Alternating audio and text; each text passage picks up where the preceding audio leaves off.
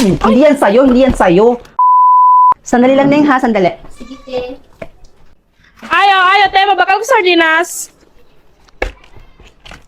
Ay, sardinas na pala to? Ang syunga naman ng tindera na to. Bakit? Ano pala yung bibilhin mo? Eh di sardinas. Eh, ano tong hawak mo? Eh di tayo. Hindi yan sa'yo, hindi yan sa'yo. Marunong ka maghintay. Oh, Di sorry.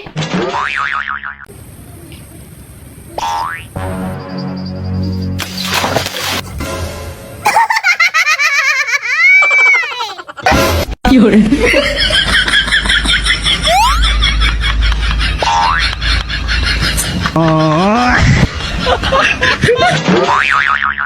Tanawang dagat, naunsa na ni? Ubas, dagan mo!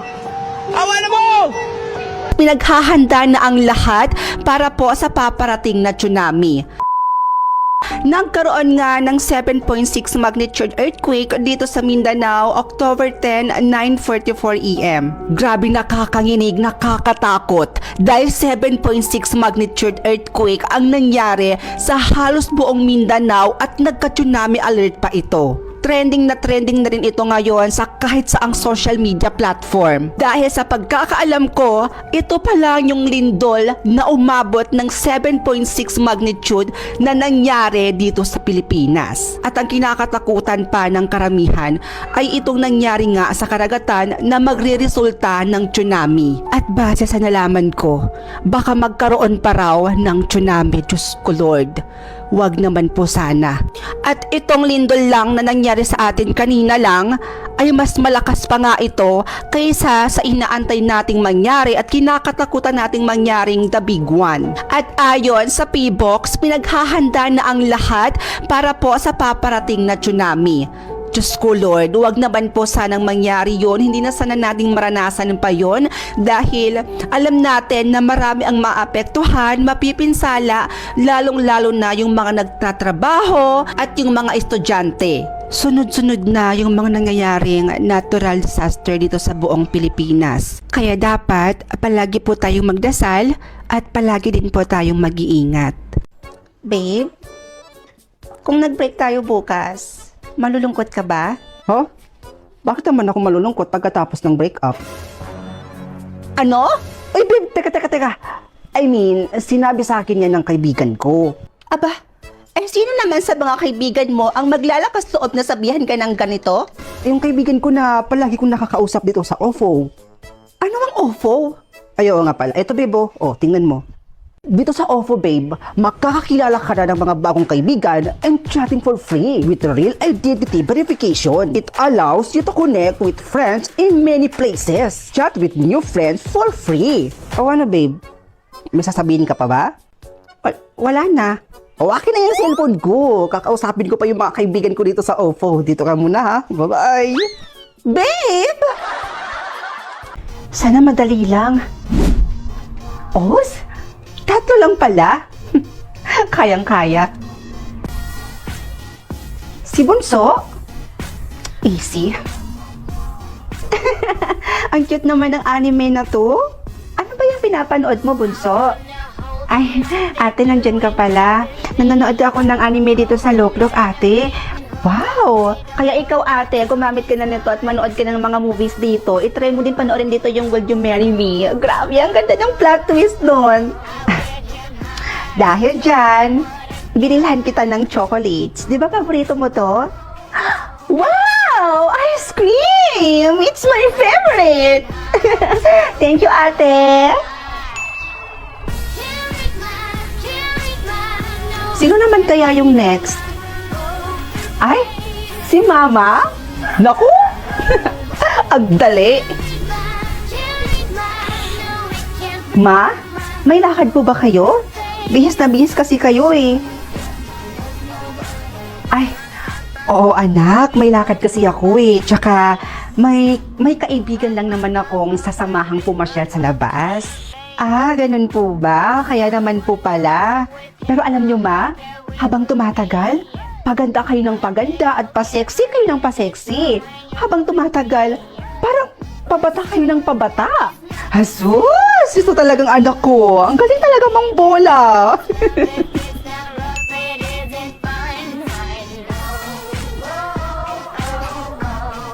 Sino naman kaya yung panghuli?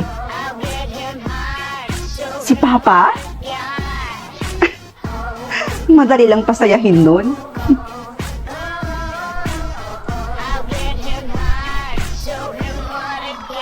Ay, Pa? Nandito lang po pala kayo. Oh anak, bakit ka nandito? Gusto ko lang po sabihin sa inyo pa na pinakain ko na po yung mga alaga niyo pong manok. Busog na po sila eh. Ay, ang sweet naman ng anak ko. Salamat anak ha. You're welcome pa. Huh? Bakit ganun? Bakit hindi nag-complete? Napasaya ko naman siguro si Papa. Anak, may sinasabi ka ba? Wala po. Napasaya ko naman po kayo, di ba pa?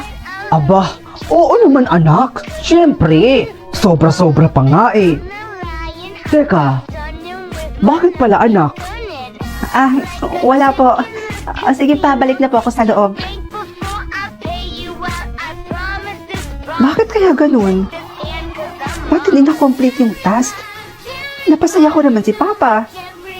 Pero bakit hindi ko natapos yung task? Hindi ko na-kompleto? Or baka nag-glitch lang? Imposible eh. Tito? Uy, inaanak. Hello po, Tito Armando. Si mama mo? Asan siya?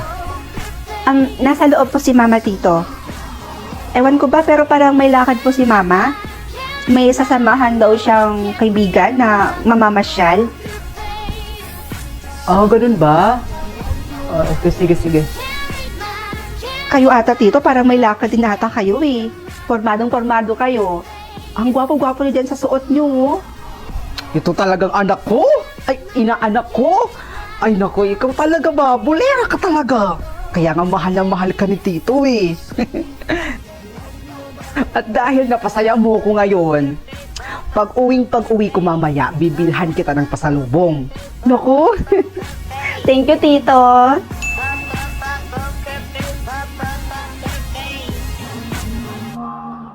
Happy birthday, Bes.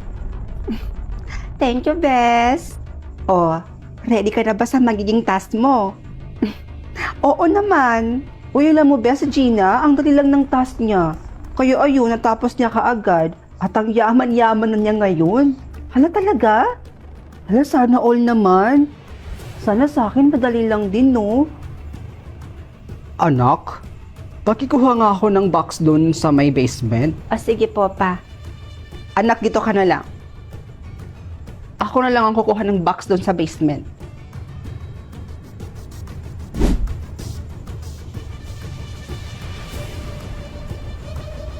Bes?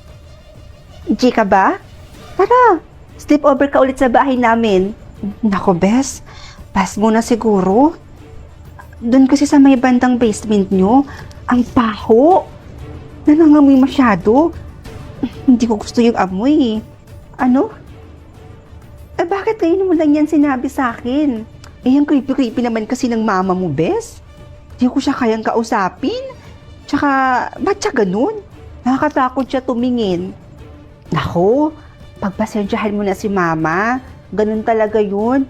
Tsaka, napagod lang siguro yun. Pero promise, ako pa mismo maglilinis sa bahay namin. Sige na nga. Basta maglinis ka dun sa bahay nyo, ah. Lalong-lalo na dun sa may bandang basement. Sige, Bes. Ako bahala.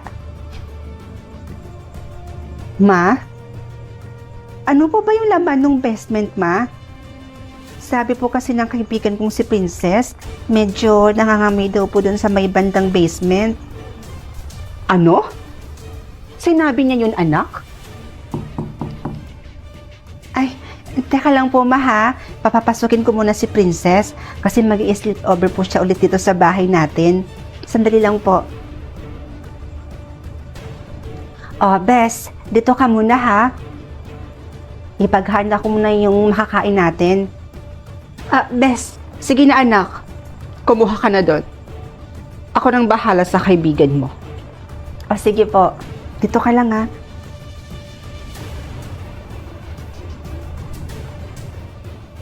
Bes, ready na yung pagkain. Asan na yun? Bes? Bes? Wala na.